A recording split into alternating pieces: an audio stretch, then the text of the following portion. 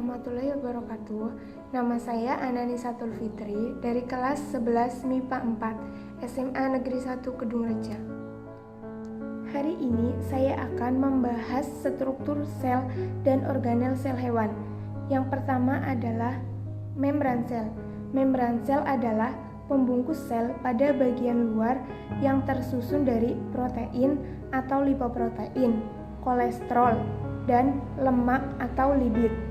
Membran sel ini mempunyai fungsi diantaranya seperti 1. Mengatur keluar masuknya nutrisi dan mineral, tempat berlangsungnya berbagai reaksi kimia. 3. Menerima rangsangan dari luar. 4. Pembungkus atau pelindung sel. Yang kedua, sitoplasma.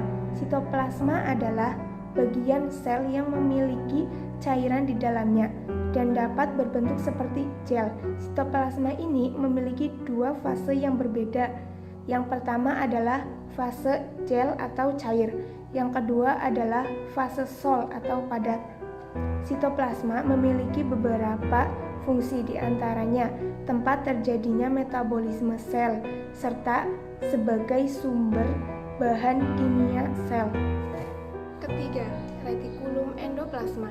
Retikulum endoplasma dapat dibagi menjadi dua jenis, yaitu retikulum endoplasma halus dan retikulum endoplasma kasar. Retikulum secara umumnya dapat diartikan sebagai organel sel yang memiliki bentuk benang-benang di inti sel. Retikulum endoplasma memiliki beberapa fungsi. 1.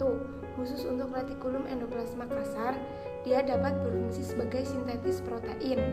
Kedua, untuk retikulum endoplasma halus berfungsi sebagai pendetoksifikasi sel-sel berbahaya di dalam sel. Ketiga, pengangkut sintesis steroid dan lemak. Keempat, tempat penyimpanan fosfolipid, steroid, dan glikolipid. Keempat, mitokondria. Mitokondria adalah salah satu organel sel pada sel hewan yang memiliki bentuk paling besar. Dia berfungsi sebagai mesin pada suatu sel, sebagai pengatur metabolisme dan aktivitas sel. Kelima, lisosom. Lisosom adalah organel berupa kantong terikat di dalam membran yang berisi kandungan enzim hidropolitik. Lisosom ini memiliki beberapa fungsi, yaitu sebagai mengontrol pencernaan intraseluler, pencernaan materi dengan fagositesis, sebagai penghancur organel sel yang telah rusak. Keenam, ribosom. Ribosom adalah organel sel yang memiliki tekstur padat, kecil, dengan ukuran diameter 20 cm. Ribosom ini memiliki fungsi sebagai tempat berlangsungnya sintetis protein. Ketujuh, sentriol atau sentrosom. Sentriol adalah organel sel yang memiliki bentuk seperti tabung dan terdapat pada eukaryotik sel.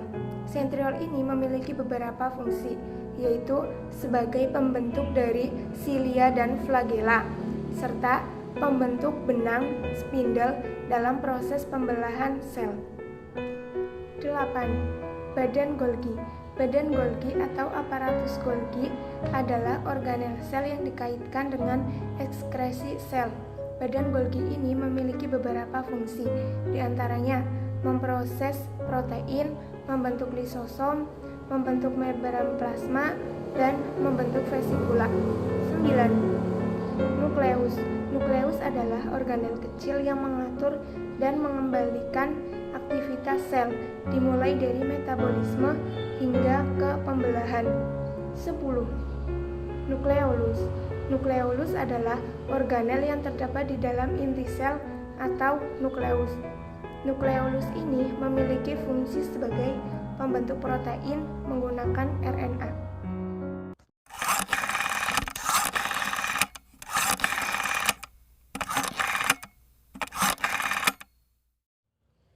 Terima kasih telah menonton video saya.